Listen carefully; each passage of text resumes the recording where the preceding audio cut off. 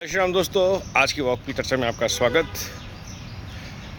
समस्या सबको पता है, सिम्टम्स सबको पता है, समस्या की जड़ में कोई जाना नहीं चाह रहा। समस्या की जड़ में है 70% से लेकर शुरू हुआ संघर्ष, जो अब 95, 98, 99.9% तक पहुंच गया है। 99% के बाद भी आपका रिजेक्शन हो जाता है कॉम्पिटिटिव एग्ज़ाम्स में। 99 तक पहुंचने के लिए आप लाखों रुपए कोचिंग्स में खर्च करते हैं। दुनिया जहान का प्रेशर होता है। जितने बच्चों ने नीट के एग्ज़ाम में आत्महत्या करी, उससे ज़्यादा बच्चों ने कोटा में आत्महत्या करी या और शहरों में तैयारी के प्रेशर से ही। उस पर कहीं चर्चा नहीं होती कि किसने कोचिंग का सिस्टम खड़ा किया, कहाँ एजुकेशन सिस्टम फेल हुआ हमारा। क्या ये 90% का प्रेशर बिल्ड करना सही है बच्चों के ऊपर? उसके बाद भी रिजेक्शन होना, क्या वो सही है? क्योंकि नौकरियां नहीं है, एजुकेशन के लिए है ये बात। तो नौकरियां तो छोड़ दीजिए। राइट टू एजुकेशन की जब हम बात करते हैं तो फिर बच्चों को हायर एजुकेशन में हम रोकते क्यों हैं? ये कैसा इंक्लूजन है जो एक्सक्लूड करता है मेरिटोक्रेसी को? ये हमें समझना पड़ेगा और बात करनी पड़ेगी। रिजर्वेशन के खिलाफ कोई भी नहीं है।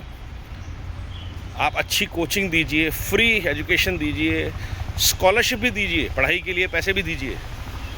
बहुत सारे लोग बोलते हैं कि लेबर का बच्चा है, वो लेबर का काम नहीं करेगा तो उसमें घर में रोजी रोटी नहीं आएगी। प्लीज़ दीजिए, लेकिन एक 20% वाले बच्चे की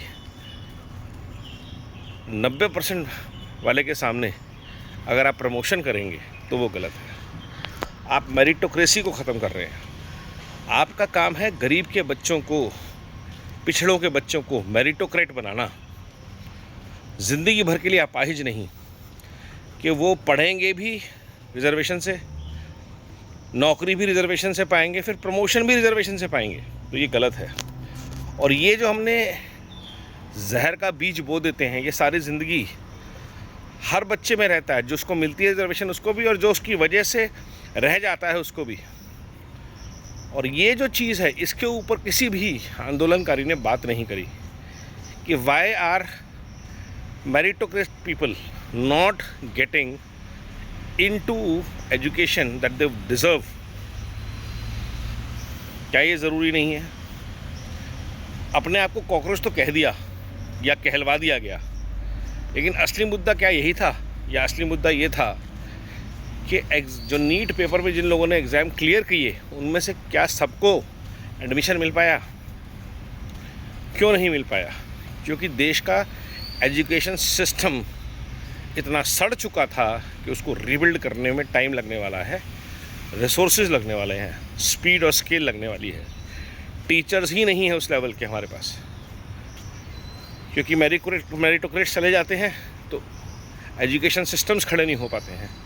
जो 30-40% दे के कॉलेज में आ गया, वो क्या ही डॉक्टर बनेगा, वो क्या ही टीचर बनेगा, क्या ही प्रोफेसर बनेगा, क्या ही साइंटिस्ट बनेगा। तो लोगों का एजुकेशन लेवल अगर आपको सुधारना है तो मेरिटोक्रेसी से ध्यान तो जा नहीं सकता। पढ़ाई की बात नहीं है, इनोवेशन, बिजनेस, एंटरप्रेन्योरशिप, किसानी, हर जगह मेरिटोक्रेसी चाहिए। ये जब तक हम बेसिक डिफरेंस अंडरस्टैंड नहीं करते तो आप जो भी ट्रीट कर रहे हैं कि लोग गाली क्यों दे रहे हैं, हमें बच्चों को, समाज को सुधारना है, वो सब अपनी जगह है, वो सिम्टम्स हैं। उसकी जड़ में क्या है, कहाँ से आ रही है ये फ्रस्ट्रेशन? ठीक है, हमें सोशल मीडिया इन्फ्लुएंस करता है, इन्फ्लुएंसर गालियाँ देते हैं, बच्चों ने गालियाँ देनी शुरू कर दी। ईजी लाइफ टू सक्सेस है, इंस्टेंट फेम है, लेकिन जो सक्सेस का रास्ता है उस पर कौन रोक रहा है उनको? ये तो बताइए। क्यों वो 100 बच्चे जो 12वीं तक लगातार पास होते रहते हैं, उनमें से 90 बच्चे या 95 बच्चे रिजेक्ट हो जाते हैं ज़िंदगी के हर कंपटीशन में? तो कहीं ना कहीं जो पहले 15-16 साल की एजुकेशन है, उसने उनको ज़िंदगी के लिए तैयार नहीं किया।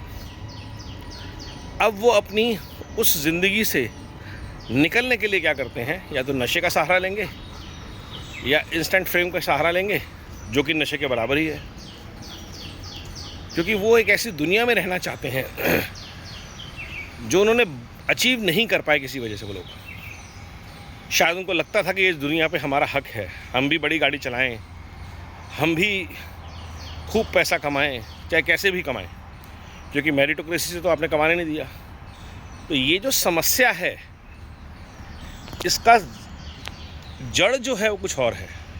हम सिर्फ इस बीमारी के सिम्टम्स को ट्रीट कर रहे हैं। अगर हम बोलते हैं कि हमने बच्चों को गालियाँ देनी चाहिए, आंदोलन में आगजनी नहीं होनी चाहिए, जब पप्पू यादव जैसे अपराधी, राहुल गांधी जैसे घोटालेबाज, जिन्होंने हेराल्ड का स्कैम किया और सबको दिख रहा है स्कैम किया, लेकिन कोर्ट में साबित नहीं हो पा रहा, ऐसे लोग अगर संसद से बैठ के बात करेंगे तो फिर गुस्सा आना लाजमी है समाज के हर वर्ग को। लेकिन कुछ कर नहीं सकते तो क्या करेंगे, बैठे रहेंगे। लेकिन जब गुस्सा फूटेगा तो कहीं का गुस्सा कहीं निकलेगा। ये चीज़ हम जितनी जल्दी समझें, as nation, as politicians, as leaders, as social transformers, असली मुद्दे पे आएँ कि कौन सा वो नेक्सस है जो बच्चों को मेरिटोक्रेसी बेस्ड सिस्टम से दूर रख रहा है, और कौन कौन कहाँ काम कर रहा है। कोचिंग माफिया कहाँ काम कर रहा है, रिजर्वेशन पॉलिसी कहाँ काम कर रही है, ब्यूरोक्रेसी कहाँ हर्डल है, पॉलिटिशियंस कहाँ नफ़रत फैला रहे हैं, और कहाँ सब जगह हम गलत रोड मैप, गलत मॉडल सेट कर रहे हैं आने वाली जनरेशन्स के लिए। और आज से नहीं कर रहे हैं, 50-60 साल से कर रहे हैं। आपने बहुत पुराना गाना सुना होगा, BA किया है, MA किया है, लगता है सब कुछ एवे किया है, काम नहीं रोटी नहीं, आपकी दुआ से सब ठीक ठाक है, हाल चाल ठीक ठाक है। तो ये दर्द 60 साल पुराना है, 70 साल पुराना है।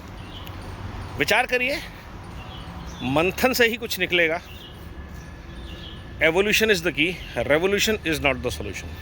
नमो भारत, वंदे मातरम, जय हिंद।